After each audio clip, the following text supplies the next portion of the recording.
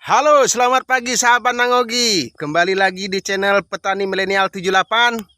Kali ini kita gabung sama kawan-kawan untuk membasmi gulma sisa batang singkong yang tidak dirumpuk atau tidak disemprot pakai obat ali atau sejenisnya.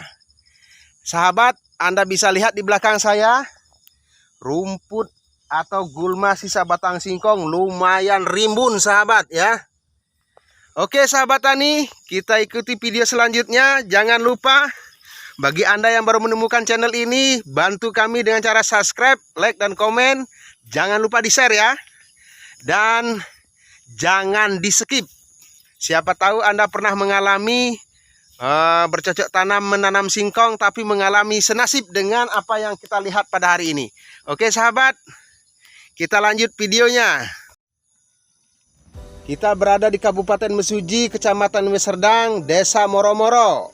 Kali ini kita mengadakan pengaplikasian penanggulangan gulma batang singkong yang terabaikan atau memang sengaja tidak dilakukan pengerumpukan atau tidak dilakukan penyemprotan. Oke sahabat, di dalam mengendalikan gulma batang singkong banyak sekali metode-metode yang diterapkan oleh para petani. Di antaranya ada dengan cara dilakukan pengerumpukan atau pengumpulan batang singkong lalu ditumpuk di suatu tempat. Ada juga dengan cara menggunakan herbisida yang dilakukan dengan cara menyemprot batangnya sehingga batang singkong sisa panen terdahulu tidak tumbuh lagi. Nah, ada juga sengaja dibiarkan seperti ini sahabat ya. Ini merupakan tanaman singkong sahabat. Kalau Anda perhatikan di depan Anda ini adalah tanaman singkong berbaris ya. Saya berada di ujung selatan dari lahan ini menuju ke sebelah utara. Sampai ke ujung belakang, di belakang gambar ini ada sawit. Ini lokasi luasnya panjang sekitar 100 meter. Sepanjang seluas lahan ini, seluas mata memandang itu tidak satu pun batang singkong yang dilakukan pengolahan atau dalam artian tidak dirumpuk, tidak disemprot. Seperti ini sahabat. Ini kalau dibiarkan atau terlambat penanganannya, itu bisa saja singkong tidak panen dan wassalam, tamat riwayat singkongnya sahabat ya. Banyak kawan-kawan dari para petani baik itu di channel YouTube ataupun di Facebook tanya-tanya ke kita bagaimana cara penanggulangan batang singkong. Di sini saya akan sedikit berbagi kepada sahabat tip-tip cara-cara penanggulangan batang singkong sisa panen terdahulu. Yang pertama, sahabat ya, bisa dilakukan dengan cara pengerumpukan. Kalau ini sudah lazim dari dulu. Kita kumpulkan batang-batang singkong seperti ini sahabat ya. Lalu ditumpuk di suatu tempat, buatkan barisan. Dalam 1 hektar itu kan 100 meter tuh sahabat. Kita bikin 2 gundukan ya, 2 gundukan di tengahnya. Lalu dibiarkan membusuk menumpuk di lahan. Cuman efeknya ketika batang singkong itu membusuk menimbulkan jamur akar putih atau jamur Phytophthora, membuat singkong menjadi leles alias mati sebelum panen. Itu ya sahabat ya. Yang kedua, dengan cara menyemprot pakai herbisida ali atau pakai mitapuron dan lain sebagainya. Banyak sahabat ya yang biasanya digunakan untuk membunuh kayu di kebun-kebun sawit. Ya, itu bisa dipakai dengan cara dicampurkan di tangki 1 sendok setengah ya, 1 sendok makan. Lalu dicampur air 16 liter. Nyemprotnya dalam 1 hektar cukup 2 tangki saja. Paling banyak 2 tangki setengah lah paling banyak. Setelah itu, kalau misalnya kita melakukan penyemprotan, usahakan di pagi hari sahabat. Dan langsung dibajak. Jangan sampai terkena air hujan. Maka sahabat-sahabat tani, kalau Anda ingin melakukan penyemprotan batang singkong dari sisa panen dahulu, usahakan menyemprotnya diperkirakan tidak terkena air hujan ya. Seperti batang singkong di depan Anda ini memang kemarin tidak dilakukan penyemprotan, tidak dirumpuk. Alhasil inilah hasilnya sahabat ya. Ini kalau Anda kreatif, diambilin, diikat-ikat, dijual di pasar, lumayan jadi cuan sahabat. Sayang di sini daerah singkong, jadi daunnya ini nggak berguna sahabat, hanya dibunuh aja. Itu ya, itu tentang penyemprotan. Kalau Anda habis nyemprot segera dibajak, jangan sampai terkena air hujan. Kalau terkena air hujan sahabat, alhasilnya akan kurang efektif. Itu ya sahabat ya.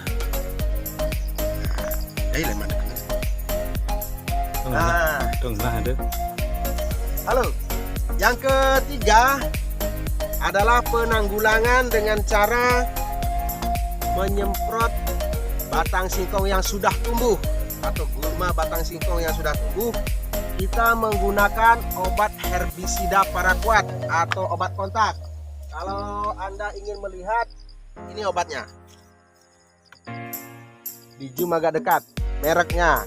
Oh, udah kelihatan ya. Nah, dalam paraquat ini cukup Anda campurkan obat daun lebar sejenis DMA dan lain sebagainya, khusus untuk obat daun lebar. Kita masukkan ke sini, taruhlah dalam 1,5 liter ini, satu takar ini. Satu takar ini isinya 200 liter. Masukkan dan dikoncang-koncang biar merata. Setelah itu kalau sudah kita koncang-koncang merata, dalam pengaplikasian dalam satu tangki ini sahabat, kita kasih aja obat karantin paraquat yang sudah dicampur daun lebar, cukup satu takar. Kita lakukan pengambilan air dulu sahabat ya. Jangan lupa tangkinya disaring biar airnya nggak ngumpet. Kerja belum?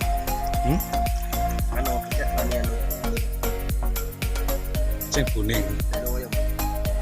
Nah terus Bang Udu mesti mencet.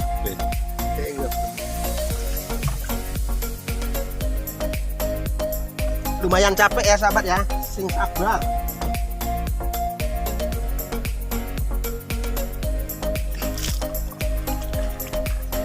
Dalam satu tangki ini sahabat ya, dalam satu tangki ini isinya 16 liter.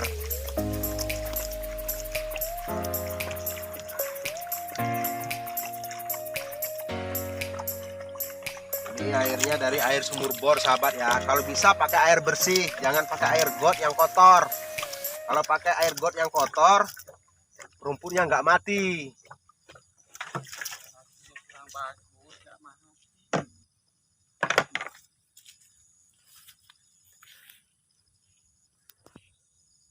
Ini nanam. Nggak, berdua lagi masih. Nah, itu kelanjutannya sahabat, setelah air kita campur seperti ini, kita akan berikan obat paraquat, herbisida paraquat bersifat kontak dengan takaran 200 ml ya. Dalam satu takaran ini sahabat ya, ini 200 ml nih. Biar dikasih sama bosnya aja nih.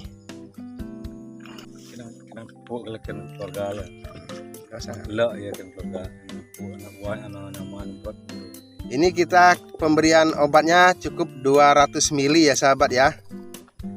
Nah, diaduk-aduk bos, pakai batang singkong. Oh, diaduk kayak gini aja. Biar merata. Biar merata.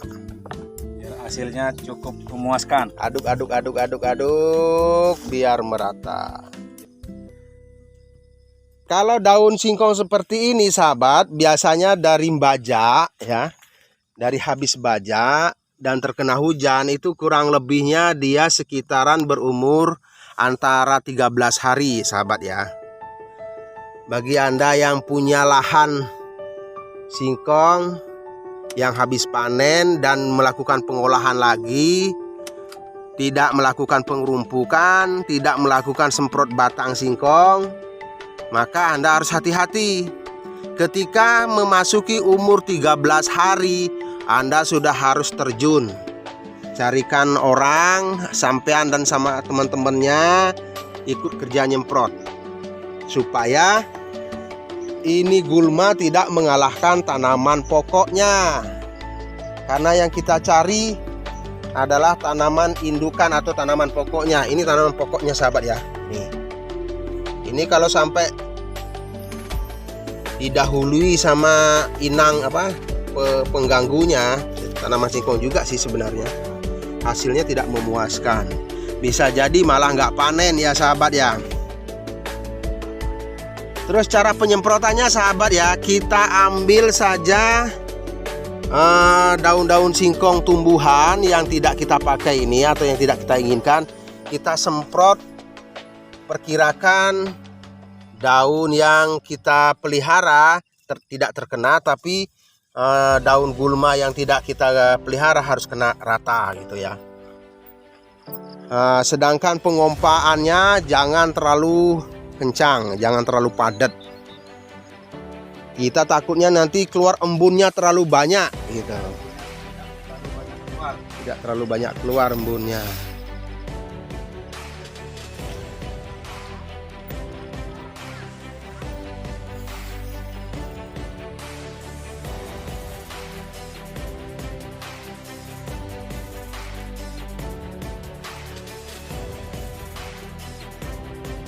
Di sini kita melakukan hal seperti ini sahabat sudah sering kali.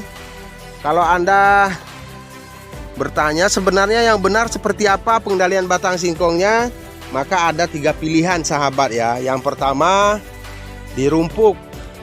Itu biasanya mengeluarkan modal sampai dalam 1 hektarnya 1 juta sampai 1.200.000 per hektar. Ada juga yang 800 kalau batangnya kecil, kalau batangnya jarang-jarang. Itu ya sahabat ya cara nyemprotnya. Usahakan di bawah singkong tanaman yang asli, karena semua tumbuhan ini juga batang singkong juga sebenarnya. Tapi kalau kita melakukan penyemprotan menggunakan racun sistemik ali atau mitapuron dan sejenisnya itu biayanya ringan sahabat. Cuman ada efeknya di tanaman singkong, agak sedikit terganggu. Tapi pada akhirnya sama aja, hasilnya maksimal juga. Cuman awal-awal tanaman singkong agak sedikit terganggu. Cuma tergantung pengaplikasian sahabat, bagaimana kita menggunakan obat, cara kerjanya itu dipertimbangkan supaya efek obat tidak terlalu banyak.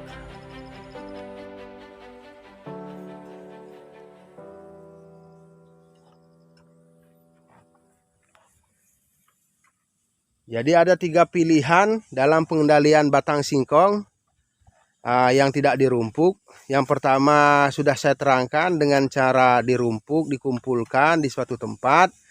Namun ada efek yang kurang bagus, yaitu lahan kita bisa terserang jamur, sekaligus lahan kita juga berkurang lebarnya karena diisi oleh tumpukan-tumpukan batang singkong yang tidak terpakai. Tapi ada keunggulannya sahabat dengan cara mengerumpuk seperti itu. Tumbuhan-tumbuhan singkong atau sisa-sisa batang singkong itu tidak ada lagi. Seperti di depan Anda ini, tidak ada yang seperti ini kalau dirumpuk. Cuman biayanya agak besar, antara 800 sampai 1.200.000 dalam per hektar, tergantung besar kecilnya bonggol. Nah, namun apabila Anda ingin lebih hemat dengan cara menggunakan obat sistemik mengendalikan batang kayu, contohnya ali, mitapuron, gradali, dan lain sebagainya. Kalau tidak salah bahan aktifnya mesul mitapuron, kalau nggak salah ya. Itu banyak di toko-toko pertanian, baik itu produk dari DGW ataupun dari produk-produk yang lain. Itu bebas sahabat, saya tidak promo di sini ya, mau Anda pakai yang mana. Nah, apabila Anda menggunakan ali, maka tidak akan ada tumbuhan-tumbuhan batang singkong seperti ini, sahabat. Tuh. Nah, tetapi kalau Anda tidak memilih yang pertama dan yang kedua, ada solusi yang ketiga, yaitu begitu habis selesai panen langsung dibajak, sahabat. Langsung dibajak. Kalaupun tumbuh, kita adakan pengendalian rumput dengan cara disemprot menggunakan racun kontak berbahan aktif glifosat atau obat bakar ya, yang keren di kampung-kampung disebut obat bakar. Kalau ada yang nanya, itu obat bakarnya mengganggu nggak di tanaman? Kalau kena daun yang hijau, batang yang hijau, positif mengganggu, sahabat. Tetapi kalau obatnya, racun rumputnya itu mengenai batang yang berwarna coklat, saya jamin tidak mengepek, sahabat ya. Tidak ada pengaruhnya. Contohnya begini, sahabat ya. Di depan Anda ini kan ada daun singkong yang masih kecil, sekitar umur 13 hari. Kalau kena batangnya yang hijau ini positif, dia terbakar dan mati, sahabat, gosong. Tapi kalau cuma kena batangnya seperti ini, batang indukannya, ini dijamin aman. Sedangkan ini yang kena semprot, sahabat ya. Ini sudah dilakukan penyemprotan, sahabat ya. Di depan Anda bisa lihat ya penampakannya. Mungkin tumbuhan batang singkongnya tidak terlalu kelihatan ya. Kelihatan lah ya. Ini tidak ada yang mati ya, sahabat ya, karena memang tidak disemprot, tidak dikenakan racun rumput ya pada batang-batangnya, pada daun-daunnya. Tapi gulma-gulmanya seperti itu, sahabat ya, itu mati, sahabat ya. Itu ya. Ini baru disemprot 1 hari, sahabat, sudah seperti ini penampakannya. Jika sahabat sudah melakukan hal seperti ini, sahabat bisa ulangi lagi. Minimal 10 hari lagi Anda harus melakukan penyemprotan lagi.